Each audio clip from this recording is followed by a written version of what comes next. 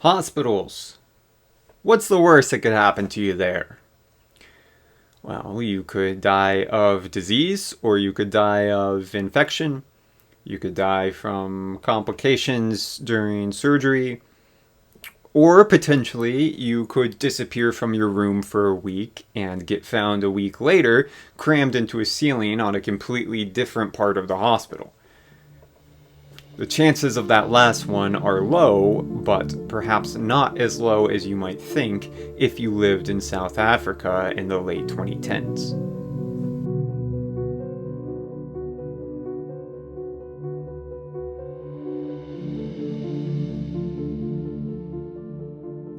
In October 2017, a man named Teteteke Gqotsi, who I'm sure I just pronounced his name wrong and I apologize, so for the rest of this story, I'm going to refer to him as TG.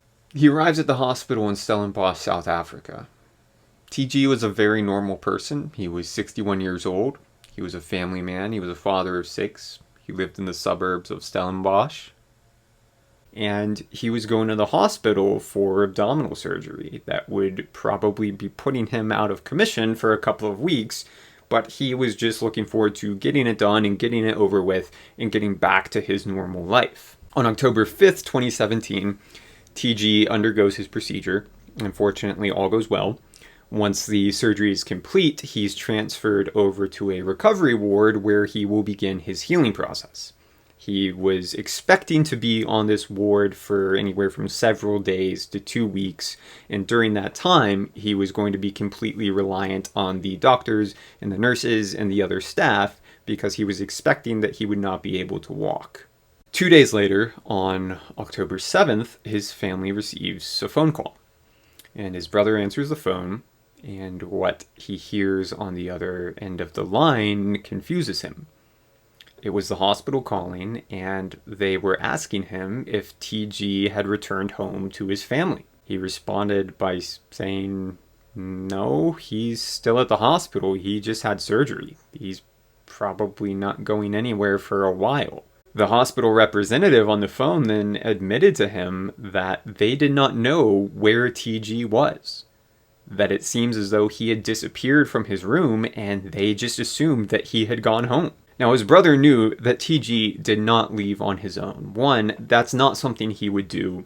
He was planning on staying there for his recovery. And two, how would he leave even if he wanted to? He just had surgery that was significant enough that TG had said he was not going to be able to walk until he recovered. The family all piles into the car and they start speeding off for the hospital. And they are absolutely terrified of what could have happened to TG. And when they arrive, they go and they confront the hospital staff demanding an explanation of what happened. And what the staff tells them is earlier that morning, right at about 5:15 a.m., a nurse had gone into TG's room. He was there. He was in good spirits. All was fine. She gave him some medication. She said, I'm going to go get you some fresh linens for your bed. I'll be back in 2 minutes. She left the room, got the linens. 2 minutes later, she comes back, but TG's not there. He's completely disappeared. She looks around, but there's no sign of him. The staff, for whatever reason, initially assumes that TG left and went home, which it's not illegal to just leave the hospital. You can leave the hospital anytime you want, but it was definitely a mistake for them to initially assume that, because people don't generally just leave the hospital a couple days after major surgery like this when they should be recovering. The family was, as you could imagine, very incensed. They were very upset. They were furious that the hospital could somehow lose one of their beloved family members, but they were also extremely baffled. Where could TG be and how did he leave? They spent the entire day, the family and the hospital staff, searching the hospital, searching the grounds, trying to find any shred of evidence of where TG could have gone, but at the end of the day, they found nothing. The next day, the family returns to the hospital, and this time they have the police with them.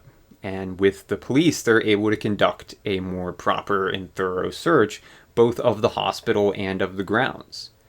And they search everywhere. They look at every floor, every ward, every room, every piece of land around the hospital, hoping to find something.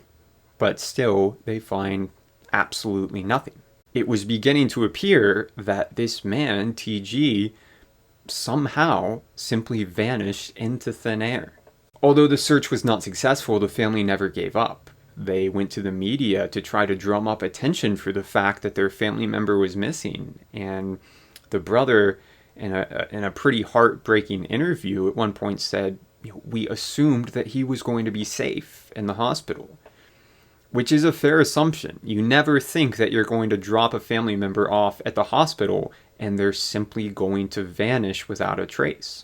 13 days after the family arrived at the hospital for their search, there's a break in the case. Part of the hospital was undergoing renovations, and this part of the hospital was fairly far away from where TG had been recovering, and it was very off limits for anybody who wasn't supposed to be there. And the only people who were supposed to be there were members of the renovation team that were doing the work. Members of the team started to notice a very strange smell. And some of the team members recognized the smell as the smell of death. They assumed that somewhere in the renovation area an animal had got in and passed away in the building. So they start following the smell and trying to find its source. Eventually, they get to one part of this renovation area where they figure that the smell is the strongest, and they're able to trace the smell up to a ceiling. Using a ladder, they remove some of the ceiling tiles, and one of the team members pops his head up into the ceiling, and he finds a body. And it's not the body of an animal. It's the body of a man. It was the body of TG. He had been crammed into this small space directly above the ceiling in the part of the hospital where these renovations were happening. So TG had finally been found, but this discovery only raised more questions. The portion of the hospital that was under renovations was not close to where TG had been recovering. In fact, the hospital had intentionally made it difficult to access this part of the hospital because they did not want patients or staff members wandering in and potentially getting hurt. Most of the patients likely had no idea that renovations were even going on in the hospital. As I mentioned, his brother swore to the fact that TG was unable to walk after this surgery, and that he would be unable to walk for some time until he was recovered. And even if TG somehow could have staggered out of his room and over to the area of the hospital where renovations were happening, there's zero possibility that he could have climbed up into the ceiling by himself. On October 30th, the hospital once again called the family and wanted to discuss the results of TG's autopsy. The family said that the hospital contact that was on the phone was extremely cagey and did not want to seem to provide many specific details. However, according to the family, this person seemed to heavily imply that TG did not die of natural causes. So this leaves a number of possibilities, right?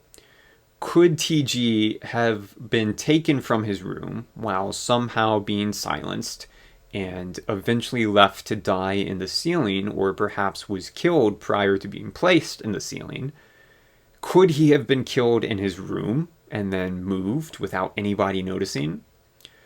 Could the hospital staff have accidentally killed TG and then tried to hide his body as a cover-up? We will probably never know the answer for a certainty. If this sort of thing only happened once, it would be weird enough. But unfortunately, less than 2 years later, this happened again. In May 2019, at Mahatma Gandhi Memorial Hospital, which is in Durban, South Africa, a man named Sandile Sibiya was admitted to the hospital for a broken femur. Sandile was a construction worker, and he had broken his femur in an accident on the job. The femur is the bone in your thigh, and it is a very large, very tough bone. It's very difficult to break your femur, but when you do, it's typically excruciatingly painful. The break was so bad that the hospital was not certain of the best way to treat Sandile, so they were actually planning on transferring him over to a different hospital where there was an orthopedic specialist who would be able to treat him better. Unfortunately, the transfer never happened. Shortly before he was set to be moved, Sandile completely disappeared from his room. It was as if one minute he was there, and the next he was simply gone. In the case of Sandile, the hospital did take his disappearance extremely seriously right from the start, and even filed a missing persons report right away so that the police could get involved. The hospital knew that this was a man with a severely broken femur, and that he was not able to go anywhere by himself. The hospital staff and the police scoured every inch of the hospital and every inch of the grounds, hoping to find him or at least find some evidence of where he could have gone, but they didn't find anything. Once again, it was like a man simply vanished into thin air. That was until staff at the hospital started to notice a very potent, very ugly smell that was in the air. And the smell seemed to permeate all throughout the hospital. The staff was able to trace the smell back to one particular storage room. When they opened the door to this room, they were just overcome by the smell. It was now 10 times stronger than it had been before. Looking around the room, they noticed that in one corner of the room, there was a reddish-brownish liquid that was oozing from the ceiling and down the wall. Using a ladder, they removed a ceiling tile, and there was Sandile. He had passed away and was decomposing in the ceiling. Just like TG, Sandile absolutely could not walk at the time of his disappearance. Any sort of movement with a broken femur would cause a significant amount of pain, and walking was simply out of the question.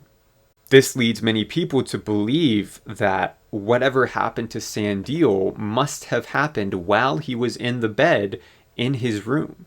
Because even if somebody had tried to move him, the simple act of moving him would have caused excruciating pain, even if he wasn't putting weight on that leg. No definitive answer has ever been given about what happened to these two men and how their bodies wound up in the ceilings of 2 separate hospitals in 2 separate cities less than 2 years apart. Because of these incidents, both hospitals underwent some pretty rigorous evaluations by an oversight board. What this oversight board found was that both hospitals were severely lacking with their security. They also found that both hospitals were overloaded with patients, so far too many patients. And probably because of this, both hospitals had extremely high turnover. Doctors and nurses and staff were quitting at these hospitals at an extremely high rate, probably because they were so burnt out. The question that I would like to ask is, were there any employees who were working at Stellenbosch Hospital at the time of the first disappearance, who were later working at Mahatma Gandhi Hospital at the time of the second disappearance? Regardless, we may never know what happened to these two men. Thank you so much for watching. I genuinely enjoy making these videos, so I'm probably going to keep making them even if not a ton of people watch them. But for those of you that do, I genuinely appreciate it. If you thought it was pretty good, feel free to check out my other stuff or maybe even subscribe. Appreciate it, guys. Thank you.